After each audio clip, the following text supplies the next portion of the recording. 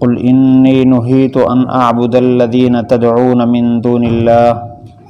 قل لا اتبع اہواءکم قد ضللت اذا وما انا من المہتدین۔ فرما دیجئے مجھے روکا گیا ہے کہ میں عبادت کروں ان کی جن کو تم پکارتے ہو اللہ کے علاوہ۔ فرما دیجئے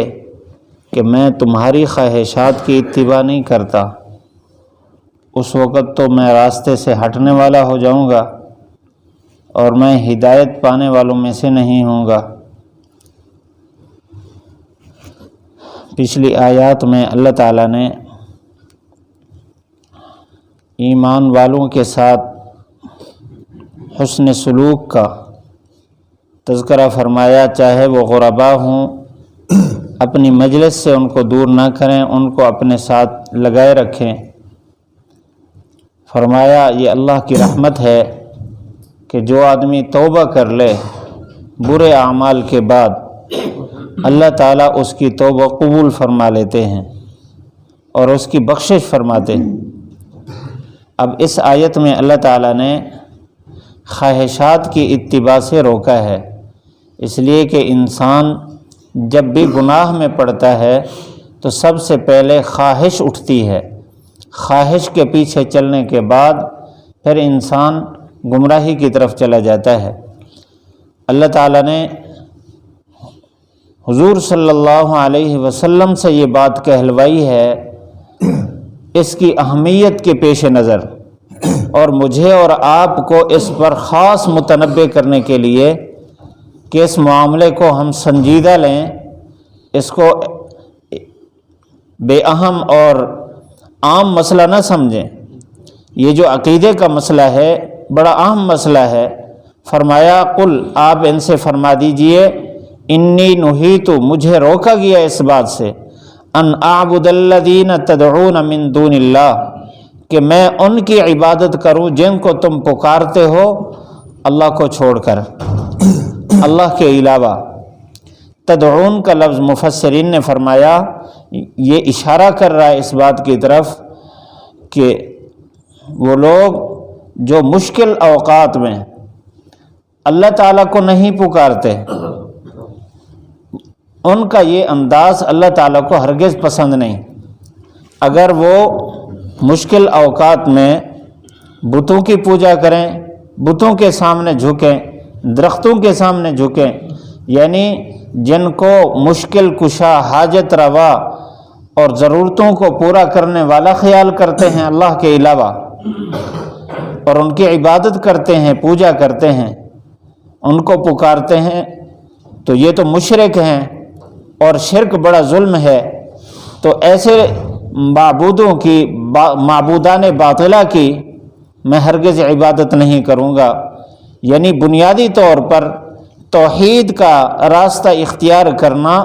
یہ ہر انسان کی ذمہ داری ہے، ہر انسان کی۔ مسلمان کے لیے تو احکام بعد میں شروع ہوتے ہیں، سب سے پہلا حکم یہی ہے کہ توحید کو اختیار کرے، اللہ تعالیٰ کو وحدہ لا شریک ماننے کو توحید کہتے ہیں، کہ وہ اپنی ذات اور صفات میں اکیلا ہے، اس کے ساتھ کوئی شریک نہیں ہے۔ امام ابو حنیفہ رحمۃ اللہ علیہ فرماتے ہیں کہ اگر بالفرض کوئی آدمی ایسی جگہ پر ہو جہاں اس کے پاس کوئی انسان نہیں پہنچا، اس لیے کہ اللہ تعالیٰ نے جتنے احکام روزہ، نماز وغیرہ اتارے ہیں اپنے پیارے محبوب صلی اللہ علیہ وسلم پر اتارے، اور نبی اور رسول کی ذمہ داری ہے کہ وہ پوری امت کو بتائیں، یا رسول اور نبی کے جو متبعین ہیں، ان کے جو نائبین ہیں، ان کی ذمہ داری ہے کہ وہاں تک پہنچائیں۔ اگر وہاں تک کوئی رسول، کوئی نبی اور کوئی مبلغ، کوئی انسان احکام لے کر نہیں گیا ان کے پاس، تو ان کے ذمہ روزہ نماز نہیں ہے، اس لیے کہ احکام اللہ کی طرف سے پہنچے نہیں۔ لیکن ہر انسان کے اندر اللہ تعالیٰ نے ذاتی طور پر اپنی پہچان اور معرفت کی صلاحیت رکھی ہے۔ ہر انسان اس سارے جہان کو دیکھ کر اپنی عقل سے غور فکر کر کے یہ فیصلہ کر سکتا ہے کہ یہ نظام اتنا بڑا اور جس میں کوئی تبدیلی نہیں آتی، کوئی فساد نہیں ہے، اس نظام کو چلانے والا ایک ہے، دو نہیں ہے۔ اگر دو ہوتے تو نظام میں ضرور فساد ہوتا، کوئی کمی بیشی ہوتی، کہیں سے کوئی ٹوٹ پھوٹ ہوتی۔ جب نہیں ہے تو اس ساری کائنات کو چلانے والا ایک ہے۔ تو اس آدمی کے لیے جو جنگل میں رہتا ہو، پہاڑ میں رہتا ہو، جہاں کوئی انسان اس کے پاس پہنچنے والا نہیں ہے، تو اس سے نماز روزہ کے بارے میں تو سوال نہیں ہوگا، لیکن اللہ تعالیٰ کی وحدانیت کے بارے میں اس سے ضرور سوال ہوگا کہ اللہ تعالیٰ نے اس کو دل و دماغ دیا ہے جس کے ذریعے اللہ تعالیٰ کی صفات اور اللہ تعالیٰ کی وحدانیت کو وہ پہچانے اور اس پر یقین رکھے۔ اس لیے اس آدمی سے جب پوچھ ہوگی کہ تو نے اللہ کے ساتھ غیر کو کیوں شریک کیا، تو جن کے پاس پیغام پہنچا، جن کے پاس قرآن پہنچا، جن کے پاس اللہ کے نبی صلی اللہ علیہ وسلم کے فرامین پہنچے، جن کے پاس مبلغین پہنچے، تو وہ تو زیادہ ذمہ دار ہیں اس بات کے کہ وہ اللہ تعالیٰ کے ساتھ کسی کو شریک نہ کریں، کہ جب اللہ کا پیغام بھی پہنچ چکا، اللہ کے رسول کا پیغام بھی پہنچ چکا، تو یہاں مجھے اور آپ کو اللہ کے رسول کا اور اللہ کا پیغام پہنچایا جا رہا ہے کہ آپ فرما دیجئے کہ میں ان کے ہرگز عبادت نہیں کروں گا، مجھے روکا گیا ہے جن کی تم عبادت کرتے ہو، جن کو تم پکارتے ہو مشکل اوقات میں، من دون اللہ، اللہ کے علاوہ۔ یہاں دونا کا لفظ استعمال فرمایا ہے، اس میں بھی بڑے خزانے ہیں، بڑی پیچیدگیاں ہیں۔ یہ دون کا لفظ جو بولا جاتا ہے یہ بڑی ذات سے کم ذات کے لیے بولا جاتا ہے۔ تو اس کا مطلب یہ ہے کہ جو یہ نظریہ رکھتے ہیں کہ اللہ تعالیٰ تو بڑی ذات ہے، سارے کمالات اسی کے ہیں، اللہ تعالیٰ کے بعد اور بھی کوئی ہے جس کو اللہ تعالیٰ نے اختیارات دے رکھے ہیں، تو وہ بھی دونا کے اندر آتا ہے۔ تو اس میں اشارہ ہے کہ جتنی اللہ تعالیٰ کی ذات اور صفات ہیں وہ اللہ تعالیٰ کے ساتھ خاص سمجھے۔ بس جو اللہ کے نبی صلی اللہ علیہ وسلم نے پیغام دیا ہے امت کو اور جو رہنمائی دی ہے، اس میں یہ بات بھی آتی ہے کہ اللہ تعالیٰ کی ذات اور صفات کے ساتھ کسی اور کو ہرگز شریک نہ کرے۔ یہاں تک کہ قرآن مجید نے تو اپنی جو خواہشات ہیں اس کو بھی الہ قرار دیا ہے اگر اس کی بات مانتا ہے تو۔ فرمایا ارائیت من اتخذ الہہ ہواہ، اس آدمی کو دیکھا جو اپنی خواہشات کو اپنا الہ بنائے پھرتا ہے، اس کی اتباع کرتا ہے، تو اس کی اتباع سے بھی روکا ہے۔ تو اس لیے فرمایا کہ مجھے روکا گیا ہے کہ میں ان کو پکاروں جن کو تم پکارتے ہو اللہ کے علاوہ۔ قل، اور یہ بات بھی فرما دیجئے، لا اتبع اہواءکم، میں تمہاری خواہشات کی اتباع نہیں کروں گا۔ اس وقت مشرکین کا دباؤ تھا اور مشرکین کا ہوڑ بھی تھا، اور مشرکین کی طرف سے ہر قسم کے مشکل حالات بھی پیدا کیے گئے کہ ہمارے بتوں کی پوجا کرو یا ہمارے بتوں کے ساتھ وہی معاملہ کرو جو تم اللہ تعالیٰ کے ساتھ کرتے ہو، تو ان کی خواہشات کی اتباع سے روکا۔ تو اس میں سبق ہے کہ اللہ تعالیٰ کے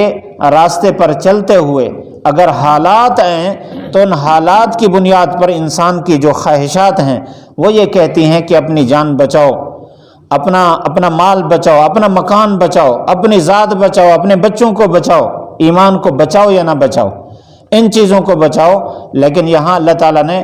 کہلوایا ہے، آپ یہ فرما دیجئے کہ ان حالات میں بھی میں تمہاری خواہشات کی اتباع نہیں کروں گا، میں اللہ تعالیٰ کی مکمل اتباع کروں گا۔ اگر میں تمہاری خواہشات کی اتباع کروں، قد ضللت اذن، اس وقت تو میں راستے سے ہٹ جاؤں گا،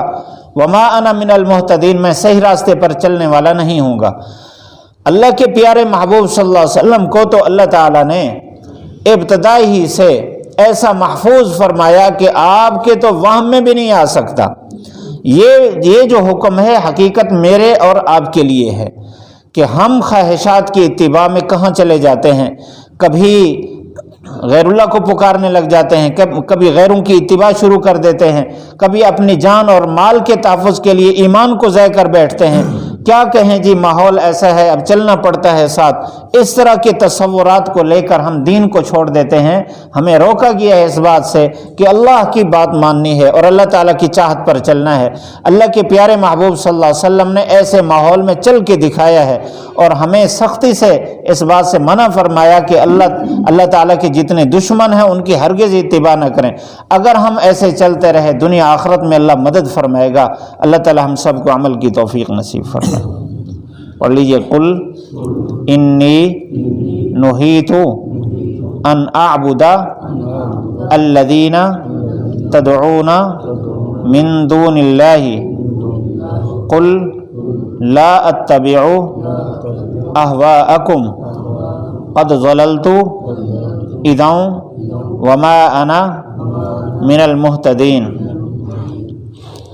قل فرما دیجئے